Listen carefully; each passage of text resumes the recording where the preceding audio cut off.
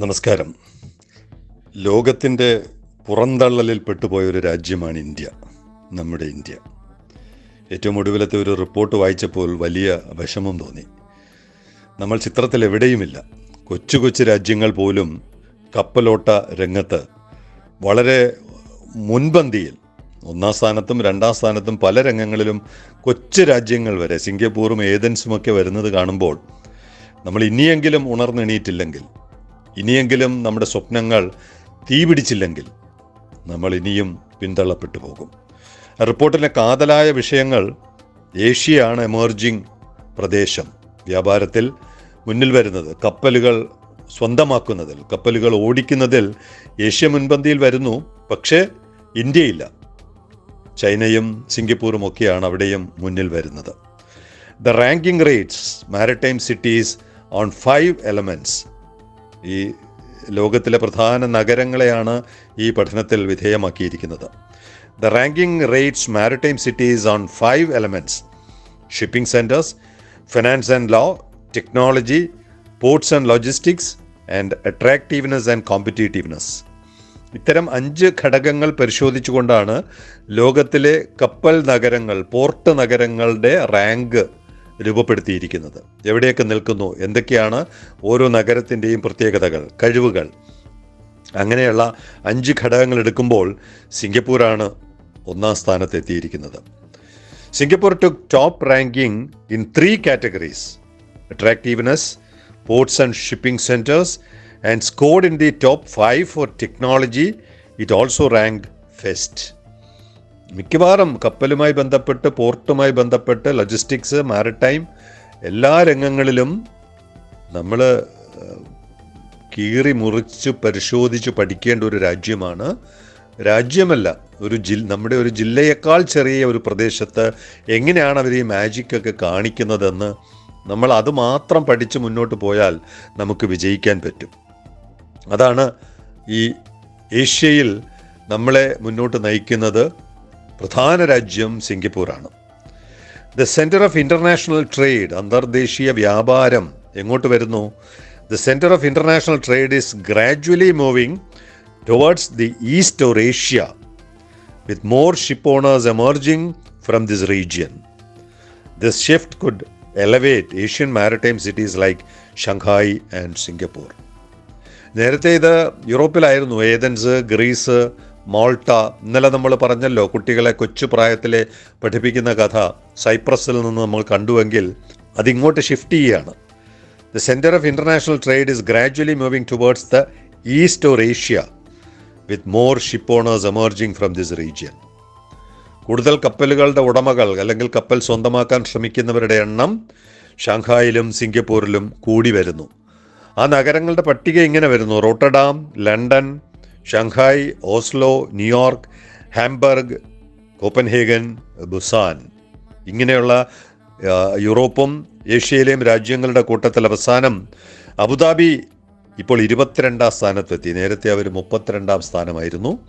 അവരിപ്പോൾ ഈ പറയുന്ന പരിഗണനയിൽ 22ാം സ്ഥാനത്തെത്തിയിട്ടുണ്ട്. അവരെക്കുറിച്ച് പറയുന്നത്, this is a result of strategic public policies and consistent investment, making the city a magnet for talent and companies. അബുദാബിയെക്കുറിച്ച് പറയുന്നതാണ്. പബ്ലിക് പോളിസിയാണ്, സർക്കാരിൻ്റെ പോളിസിയാണ് അവരെ 10 റാങ്ക് മുന്നിൽ കൊണ്ടുവന്നിരിക്കുന്നത്. തൊട്ടടുത്ത ദുബായിയെക്കുറിച്ച് പറയുന്നത് ഇങ്ങനെയാണ്: neighbouring Dubai is on track to move in to the top 5 within a few years, study participants predicted. ദുബായിയും വളരെ മെച്ചപ്പെട്ട പ്രകടനമാണ് നടത്തുന്നത്. ആദ്യത്തെ 5 രാജ്യങ്ങളുടെ കൂട്ടത്തിൽ, അല്ലെങ്കിൽ 5 പോർട്ട് നഗരങ്ങളുടെ കൂട്ടത്തിൽ ദുബായ് വരും എന്നുള്ളതാണ്. വിത്തിൻ 2-3 ഇയേഴ്സ് അവർ വരും എന്നുള്ളതാണ് ഈ പഠനം പറയുന്നത്.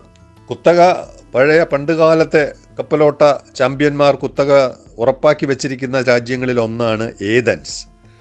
ഗ്രീക്ക് പുരാണം ഒക്കെയുള്ള, അതിനകത്തുകൊണ്ട് ഒരുപാട് കപ്പലോട്ട കഥകൾ അതിനകത്ത് നമ്മൾ പഠിച്ചിട്ടുണ്ട്.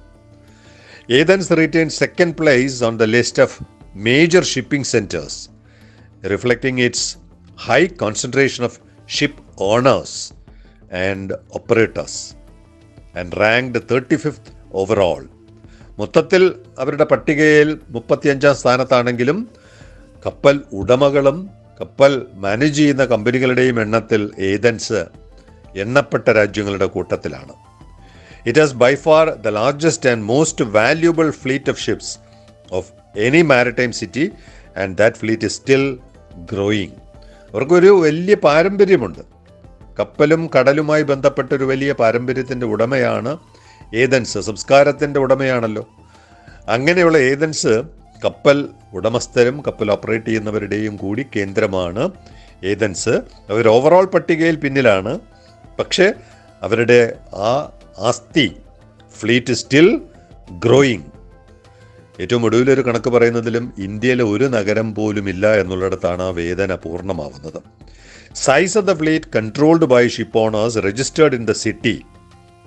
മില്യൺ ഗ്രോസ് ടണ്ണേജ് എന്നുള്ള കണക്കിൽ ഏറ്റവും കൂടുതൽ വോളിയം ഓഫ് സൈസ് ഷിപ്പുള്ള രാജ്യങ്ങളുടെ പട്ടിക ഇങ്ങനെയാണ് വരുന്നത്. Athens, Singapore, Tokyo, Hong Kong, Shanghai, Hamburg, Incheon എന്ന് പറയുന്നത് കൊറിയയിലെ ഒരു പ്രദേശം, ഒരു പോർട്ടാണ് ഇഞ്ചിയോൺ, സിയോൾ, ഇമബാരി എന്ന് പറയുന്നത് ജപ്പാനിലെ ഒരു നഗരമാണ്, ലണ്ടൻ, ജക്കാർത്ത പോലുമുണ്ട്. ഇന്തോനേഷ്യയിൽ ഒരു അവരുടെ തലസ്ഥാനം പോലുമുണ്ട് Jakarta, Rotterdam, Taipei, Copenhagen, Istanbul, Dubai. India എവിടെ? ഇന്ത്യയിലെ ഒരു പോർട്ട് നഗരമില്ല. നമ്മൾ കപ്പൽ ചാമ്പ്യന്മാരെന്നൊക്കെ ഇവിടെ ഇൻറ്റേർണലി ഇവിടെ എല്ലാവരും പറയാറുണ്ട്, വകുപ്പ് മന്ത്രിമാർ പറയാറുണ്ട്. പക്ഷേ ആഗോള പട്ടികയിൽ വരുമ്പോൾ ഇന്ത്യയിലെ കൊൽക്കത്തയില്ല, മുംബൈയില്ല, ചെന്നൈയില്ല, കൊച്ചിയില്ല, മംഗലാപുരമില്ല, മുണ്ട്രയില്ല. അപ്പോൾ നമ്മൾ ഇനിയും കാതങ്ങൾ സഞ്ചരിക്കേണ്ടിയിരിക്കുന്നു എന്നുള്ളതാണ് ഈ റിപ്പോർട്ട് നമ്മളെ ആവർത്തിച്ച് പഠിപ്പിക്കുന്നത്.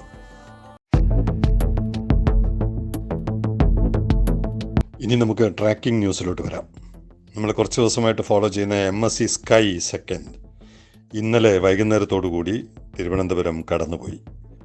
9-ാം തീയതി ഹമ്പൻതോട്ടയിൽ ഇറക്കി വെച്ച 500 കണ്ടെയ്നേഴ്സ് എടുക്കാനായിരുന്നു MSC സ്കൈ സെക്കൻഡ് പോയത്. അവിടെ നിന്ന് എടുത്ത് കൊളംബോയിൽ വന്നു. കൊളംബോയിൽ നിന്ന് നമ്മുടെ മുമ്പിലൂടെ കടന്നു പോകുമ്പോൾ കൃത്യം 15 ദിവസമാകുന്നു. ട്രാൻസ്ഷിപ്മെൻ്റ് ഇനത്തിൽ 15 ദിവസം വൈകി എന്നൊക്കെ പറയുമ്പോൾ MSCയിലെ തന്നെ ഒരു ഉദ്യോഗസ്ഥൻ അതിന് ചില തിരുത്തലുകൾ നടത്തുന്നു. 500 കണ്ടെയ്നേഴ്സ് empty കണ്ടെയ്നേഴ്സ് ആയിരിക്കാം അതിൽ കൂടുതൽ. അതുകൊണ്ട് തന്നെ അത് എടുക്കാൻ അത്ര വലിയ തിടുക്കം കാണിക്കത്തില്ല. ചിലപ്പോൾ അത് താമസിക്കാം. പിന്നെ കൊളംബോയിൽ ഈ സമയത്ത് റെഡ് സീയിലെ ഇഷ്യൂസ് കാരണം കൊളംബോയിൽ ഭയങ്കര തിരക്കാണ്. അതുകൊണ്ട് തന്നെ ഹാർബറിൽ സ്ഥലം കിട്ടണമെന്നില്ല, ബർത്തിൽ സ്ഥലം കിട്ടണമെന്നില്ല. അതൊക്കെ കൊണ്ടാണ് വൈകുന്നത്. അക്കൂട്ടത്തിൽ അദ്ദേഹം ഒരു ഉപദേശവും നൽകുന്നുണ്ട്. ബീയിങ് എ മലയാളി, എത്രയും പെട്ടെന്ന് വിഴിഞ്ഞം ആരംഭിച്ചാൽ ഇത് ഒന്നാം തരം സമയമാണ് ബിസിനസ് കിട്ടാൻ. ഏതെങ്കിലും മേജർ ഓപ്പറേറ്ററുമായിട്ട് ടൈപ്പ് ഉണ്ടാക്കി കഴിഞ്ഞാൽ പരമാവധി കപ്പലുകൾ ഇവിടെ എടുക്കാൻ അവർ ആഗ്രഹിക്കും, ശ്രമിക്കും. അങ്ങനെ വിഴിഞ്ഞത്ത് വലിയ തോതിലുള്ള ബിസിനസ്സിന് ഈ സമയം വളരെ അനുകൂലമാണ്. അതുകൊണ്ട് വിഴിഞ്ഞം പദ്ധതി എത്രയും വേഗം ആരംഭിക്കാനാണ് അദ്ദേഹം നമ്മളെ ഉപദേശിക്കുന്നത്. Signing off, Elias John.